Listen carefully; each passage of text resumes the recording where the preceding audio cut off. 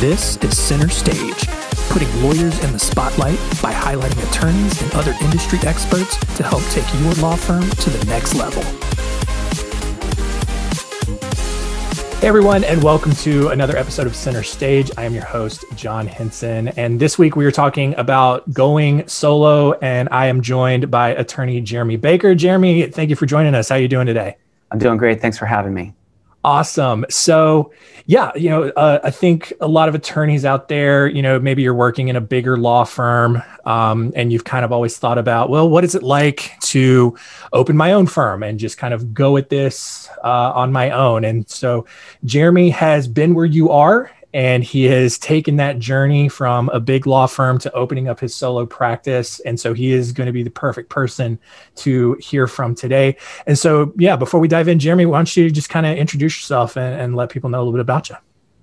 Sure thing. Well, I'm a construction lawyer in Chicago, which is a little bit different than real estate law. I help people create buildings. It's great because it's transactional, but it's also dispute resolution. But what's I think most exciting recently for me is that I've been on my own for about a year and a half now. Of my almost 19 years of practice, 17 of them have been in the biggest big law firms, the AmLaw 100, AmLaw 200. And most of the last 15 years, I was at Schiff Hardin, a large law firm based in Chicago, where I was a partner in the construction law group.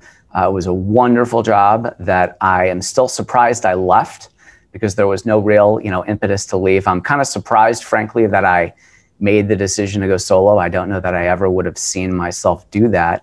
But my wife, who's a lawyer as well, left Big Law 10 years ago to go solo herself.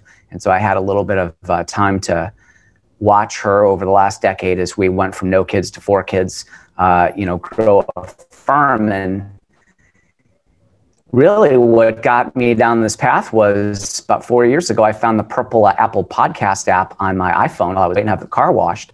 And I started to play around, and I found all these really interesting, podcasts. And I learned that there's this community of people out there that are trying to, do better for themselves and their clients. And I kind of fell down the rabbit hole of listening to everyone I could get my hands on.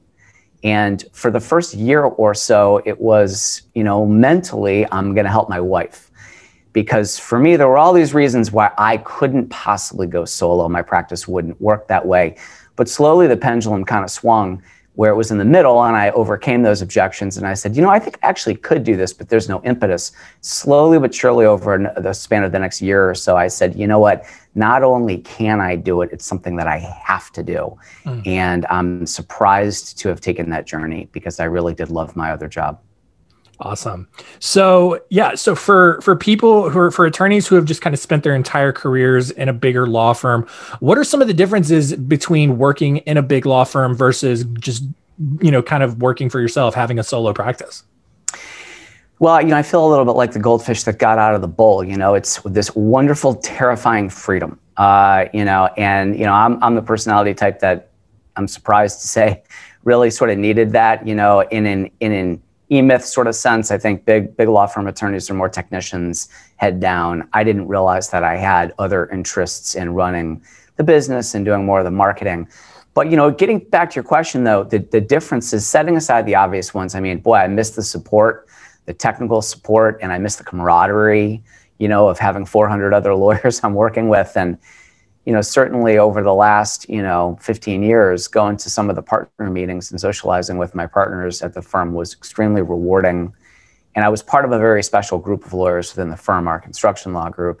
Setting aside all that stuff, which I think might be a little more obvious, I think that when you're in law, what you're doing is you're learning to sort of maneuver within a system and to play the game. Whereas with solo law, you're creating the system. And so for me, it has been exciting to have the opportunity to try to think about where to spend my time. Everybody in the big law firm, is generally a good lawyer, but those who stick are the ones that know how to play the game. Right. And to keep clients happy and to keep their partners happy and to keep the institution happy while trying to grow their career. There's a lot of constraints there that I'm not sure that I was entirely aware of at the time. Now that I'm on my own, trying to figure out how to best use my time and figuring out what sort of ideas I might want to implement, to streamline my practice, to better use technology, to scale, to market, I get to create that myself, and it's exhilarating. Yeah. So, what were some of the biggest reasons that you just decided to leave a big law and just go out on your own? Well, part of it is, I think I'm maybe about halfway through my career, not quite. I'm about 20 years in, and I was able to look forward and sort of see the future a little bit, and it wasn't a bad one by any means. I mean, I had wonderful camaraderie and respect, and lots of support on most things that I wanted to do, and there's a lot of benefits. I had some back surgery a couple years ago where I had to miss 4 months work. It was no problem. They didn't bat an eye. They didn't reduce my partner draws, and that was, wonderful. But I also could kind of see that the way that the firm marketed itself and marketed its groups and then marketed the individuals was a system. And, it was a system that made a lot of sense for the institution. And going along with my role as it was envisioned had a lot of benefits for me. I mean, I had a job probably for the rest of my career, but it was limiting. It was, there's a lot of things that I can do on the transactional side that didn't make a lot of sense for the firm to highlight in the way that my marketing plan fit within the firm's marketing plan, because I was generally considered to be a good litigator. And, looking at the way that we were going out and sort of hunting in packs and getting business, a lot of that was, a bunch of people within my group that had very specialized abilities. For me, being the litigator, when we would go on a pitch, my boss would turn to the potential client and say, ask them how many times, they've done this, because Jeremy's done it 15 times. Which would get us the business, and it was great. But unless I wanted to do exactly that thing for the rest of my career, which wasn't necessarily the worst thing in the world, I was going to have to think about doing something different. And because I do have that transactional bone in my, in my body and the ability to do that work, I saw advantages from a marketing standpoint from playing that up that wouldn't have meshed well with what the firm wanted me to do. And so for me to have the sort of life that I wanted for myself and my 4 young kids, the oldest of which is 10 years old, I kind of said that there might be a better way for me to put myself out there in the market, to use some digital marketing, newsletters, social media, things that probably wouldn't have flown necessarily if I tried to do them within the system, within the big law firm. Yeah. So, there's, say there's an attorney out there, they're thinking about leaving and doing what you did and open up their own firm. What sorts of things should they be thinking about? What sorts of things, should they be considering? I mean, was there any part of the process that maybe caught you off guard that you hadn't considered that maybe you wish you did? Yeah, it's funny because I hear all these podcasts of lawyers that leapt out on their own. And back when I was still at the big law firm, that was what I was searching for more than anything. I mean, it was like Christmas morning for me if I could wake up and find a podcast episode about somebody who went solo, because I wanted to know, what it was like. And I marvel at a lot of them. They said, well, I just got mad one day and my, approach is very different. I'm a cautious risk taker. And I studied the problem of, how do you do this without going bankrupt and, losing the house that your 4 kids live in, for a long time. And as I mentioned, it wasn't like I really even knew I was doing it. I was really thinking about how to help my wife's law firm. And then I was kind of surprised about halfway through to say, wait a minute, maybe this has some application for me. But I spent a lot of time, I spent years thinking about what it would look like to do this. And, I do think that there are a few things that leapt out as particularly important to me. And maybe the most important thing is something I heard somebody say right around the time that I was about to give my notice. And they said that the only thing anybody will ever remember about you is how you left. Mm. And, I was at my last job for almost 15 years. And to this day, I think that a lot of people, when they think about my name, I'm the guy that, had the moxie to go solo, and they don't necessarily remember a whole lot else about my 15 years there. And so I thought a lot about how to clean up my files and get them in a good place to hand them off so that nobody would be burdened by my leaving. And I delayed and I worked strategically to communicate within the firm to make sure that the people who were good to me and helped boost me up didn't feel like this was an indictment of them, and on really good terms is important. It's wonderful that I have great relationships with my former partners. A bunch of them got bottles of wine from me for the days. They send me work. I still get invited back to the the group luncheons. And so leaving on good terms is essential. And whether you're deciding in a day to run out the door or whether you're thinking about leaving for more, for a longer period, leaving on good terms is, I think, very important. Another thing I think is the contact list, and whether you use a CRM, and some of the technology that I do, getting that together is extremely important because, when you sell professional services, it's not a good idea to keep what you do a secret. So, figuring out whatever tactics you're going to use to get the attention of everybody in your world to let them know that you're out there and staying top of mind, you got to get that together. And then I would say that, outsourcing in vendors is something that you should do if you can. I was faced with a decision when I leapt out of my own, without, I'm not a trust fund baby. I this could have failed economically for me big time. I did not leave with enough of a book of business to really sustain myself. And so I was making a little bit of a leap of faith, and I still decided that I didn't want to be in my QuickBooks. I wanted to outsource that. I didn't want to be answering my phones. I didn't want to be in charge of my website. I didn't want to be in charge of my newsletter because I needed to double down on getting the work and keeping the clients happy. And so I modeled what I thought the sort of debt I was going to need to go into, making assumptions about revenue, making assumptions about where the revenue would come from, high, low, what would I do if I ran out of cash, to try to satisfy myself that this is the sweet spot for me of, even though it's a little bit nerve-wracking to go into debt, I'm going to invest in the vendors. And then, 4 or 5 months from now, if I haven't hit the projections along the way that I had modeled for revenue, I was going to be prepared to make a change. And so I had really taken a good look at numbers. And I'm not a numbers guy. I'm one of those guys that was very disappointed to learn that going to law school is not a good way to hide from numbers. But, I looked at all of the things that I wanted to buy, and I learned about a lot of them from listening to podcasts. And I listed them out on a spreadsheet. And, on the other axis was, 12 columns for the 12 months where I projected when would the expenses hit and when did I think revenue would pick up and how deep in the hole was I going to go for the first 6 months. And if I needed to, could I draw on the line of credit?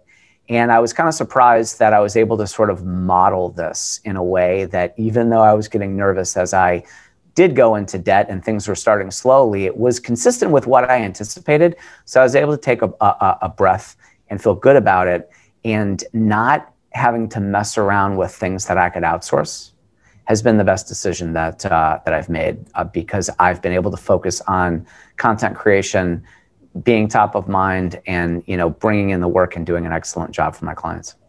Yeah. And I mean, that's just one of the biggest things is, you, by outsourcing all of that, you created more billable hours for yourself. You created more capacity for yourself to actually get that revenue and to, build a successful firm a little bit faster than if you had maybe been a little stubborn and just figured you had to just handle it all yourself. Yeah.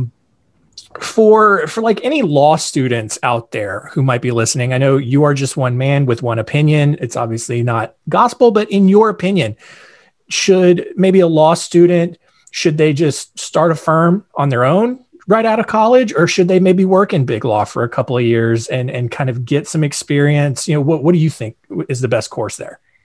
Well, I think that it really depends on the kind of person you're talking about. I would be lying to you if I told you that I don't stand on the shoulders of giants. I mean, I have taught construction law at John Marshall Law School in Chicago. I've published more book chapters than I could count, and I have had those opportunities because of the people who mentored me and trained me.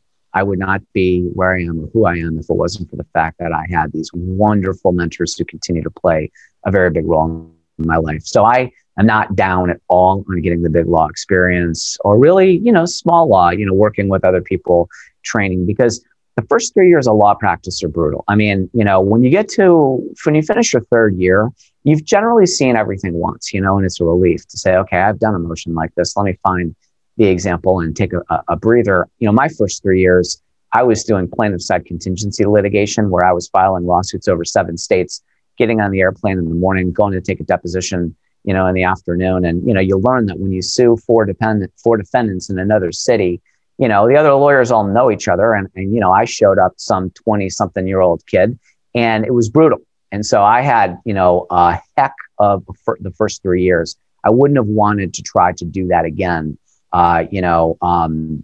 without people who would have an open door that I could walk into and seek out advice. So leaping out on your own right away is something that I don't know whether or not it would be a good idea for everyone. There is the upside to getting some of that experience. However, we are in a different world right now. I could not have started my law firm 5 years ago without the technology I rely on now, because it didn't exist. And so, whereas if I leapt out, in 2002 when I graduated law school, I was still dealing in a world of paper and getting paper cuts and, actually bait stamping documents with a physical stamp. Yeah. Now the technology that's out there, it blows my mind. I mean, I use CRMs and practice management software, and I'm trying to string everything together so they communicate through APIs. And, I've got my systems, and it's a work in progress. It's not perfect. But right now, if you were to leap out there as a solo right away, you have the ability to network using video. You've got the ability to write and speak, to create your own content. You don't need somebody to give you a podium to stand on. You can have a YouTube channel. And so a lot of the hurdles that existed when I started have fallen down. And I think it's much, much, much easier to go solo now than it was, 20 years ago when I came out. What I would say to any young lawyer that's thinking about making this leap is pick your practice area very, very carefully. Okay. Yeah. Because what I didn't realize when I was in law school, and this is one of the things that I've consistently given as advice to young lawyers, is everybody says, well, what's your practice area going to be, when you're in law school? And to me, that's almost irrelevant. I think that it's more along the lines of, are you going to have a client base that is extremely hard to attain? Or are you going to have a client base where anybody you walk past on the street could be a client? Take my wife. Her business is estate planning for young families. She only, services people that are pushing kids around in a stroller. She could walk up and down Michigan Avenue in Chicago, and every single person she passes is a potential client for her. Now, for me, because I help, institutional owners like hospitals and universities build buildings, I help real estate developers build skyscrapers. I help architects and engineers design big projects. I could walk up and down Michigan Avenue all day long and maybe once come into contact with one person that would have the ability to make a hiring decision for me. And so if you're a young lawyer, you might think, if you're going out on your own, more about having a practice that's what I refer to as retail. It's consumer to consumer. My wife has clients everywhere she looks, and that is a lot easier. What I do is definitely harder in terms of developing the business. And then on the far end of the extreme end would be maybe like an antitrust attorney. I mean, I think probably Google only has one of those. Yeah, I don't know that you'd want to try to compete for that work coming right out. So picking your practice area carefully and trying to cast your line in a pond where there's a lot of fish is a really important thing to do when you are coming out, especially if you're thinking about leaping out on your own. Awesome. So so kind of a small pivot here. Speaking of, solo lawyers, one of the things that I think you do is really cool is that you started something called Operation Palm Tree, which is all about kind of just helping solo lawyers. So talk for a few minutes about what Operation Palm Tree is, how it helps people out there, and maybe how people can get in touch to get some help from you? Well, you know, the name of it has a little bit of a story. I mean, I went to school in Santa Barbara, and I lived in San Diego for a lot of my life, and I love the beach. And I love sitting under a palm tree. And, you know, when I was sitting around at the, you know, big law firm, you know, working away, doing what I needed to do, and my wife would call and ask me a question about, you know, my thought about maybe going solo, I couldn't say, hey, yeah, when I leave here, you know, this is what I'm going to do. So our code name was Operation Palm Tree. Operation Palm Tree was the code name for, you know, the idea that I might leave the big firm that my wife and I used. And I am surprised to learn how genuinely interested I am in things like law practice management and marketing and, you know, systems and budgeting. And I am a music guy. Like I get up, I like to listen to some music, but these days I get up and I want to see what kind of podcasts are out there, because I get my best ideas from listening to other people, you know, ruminate over issues that I had never even thought about. And because I found this to be so interesting, when COVID hit, a lot of, because I leapt out 6 months before, you know, COVID roughly hit. I had a lot of lawyers who were scared for their jobs reach out to me and say, what does it look like to do what you do? And I was giving them a lot of assistance. And I thought to myself, maybe I should have a side gig where I would be essentially the open door, you know, the open door that I enjoyed in my many years of big law. Hey, I want to pick somebody's brain. I had that resource. So Operation Palm Tree is, you know, a side gig consultancy where my wife and I are involved in. The idea is that if you are a lawyer, whether you're a big law attorney that doesn't know anything about how to set up a website or think about, you know, search engine optimization or newsletters or anything, you can come and you can talk to somebody that, you know, left big law and thought about those things. Or if you're a young lawyer that doesn't know your practice area and wants to strategize about, you know, what does it look like to go out on my own, maybe if you have no other options, how do you budget? How do you, you know, think about engagement letters and conflict checks, and how do you run your systems, and what would a lawyer with, you know, almost 20 years of experience do if you were in their shoes? I wanted to be sort of the open door for the industry, for people who are, you know, thinking about launching on their own. And so it's a side gig consultancy that is available to help other lawyers think through some of these things that I'm so interested in. Although I will, you know, make a confession that because my law practice has been weathering COVID much better than I anticipated, I'm putting a lot more time into the law practice, lots of videos, lots of content. It's aspirational for me to record a lot of videos and put them on my website, operationpalmtree.com, you know, and have various packages and stuff like that. That's not come to fruition yet because I've been focusing so much on my law practice, but I am definitely available as a resource for people in the industry who are thinking about making an entrepreneurial leap. Awesome. So yeah, that is operationpalmtree.com. And so just want to wrap up the show here, Jeremy. If you had one piece of advice for the attorneys out there listening, what would it be? You can do it. You know, that's what I wanted to hear. I logged on to all those podcasts where I heard lawyers leaping out on their own.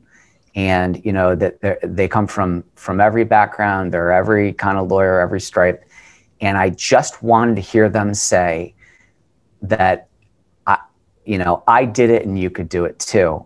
And, you know, I'm not discounting the fact that I have certain advantages from having practiced in the same geographic region in the same practice area for a long time. And I've got the connections that I've made. However, you can do it. If you are thinking about making this leap, you can do it. It's just a question of how much you want it and how much you're willing to try to think about what success looks like. You know, when COVID hit, and I was thinking about my wife's practice, even though she was, you know, too engaged with other client matters to really do this, it occurred to me that a young lawyer could just say, you know what, I'm a estate planning lawyer and I'm going to do free estate planning, you know, for, you know, all the teachers or all the firefighters. And in Illinois, you know, there's a power of attorney form. It's statutory. It's written by the legislature. You just download it and fill it out. It takes 10 seconds. You know, enterprising young lawyer could put themselves all over Facebook and Twitter and LinkedIn and YouTube and do a newsletter, and they could basically help all these people to get this power of attorney form, and it's literally downloaded off the internet and fill it out. And so any young lawyer that is thinking about doing this, or really any lawyer that's thinking about doing this, if you're willing to just think outside the box a little bit about how to be generous and do work that might help people, I think that you can do it. And if anybody is a little more experienced and they're thinking about going out on their own, maybe leaving an established practice, there is a book called The Icarus Deception by Seth Godin that was very instrumental in me deciding that I needed to make a change. Another book by Seth Godin that's really good to read is The Dip. And The Dip is something that anybody should think about reading if they're coming out on their own. But young lawyers in particular, I would say. Go on to Apple Podcasts or Google Podcasts, wherever you get your podcasts from, and subscribe to the 50, 60 great podcasts like the 2 that Spotlight Branding does. And, help people who have been there before issue Spot, because you can do it if you're committed to making it happen. Awesome. Well, that was fantastic. Jeremy, thank you so much for joining us today. And thank you to everyone out there who is listening, who continues to listen. Rate, review us on Apple Podcasts and everywhere else that you're consuming the show. And that, I think, is going to do it for us today. Be sure to check out Operation Palm Tree at operationpalmtree.com if you're looking to just get some advice and some direction. Jeremy is, like he said, he's an open door to help you out in any way he can, point you in any direction that he thinks can help you out. Jeremy, thank you again for joining us today. Thank you. Awesome. We will see you next week.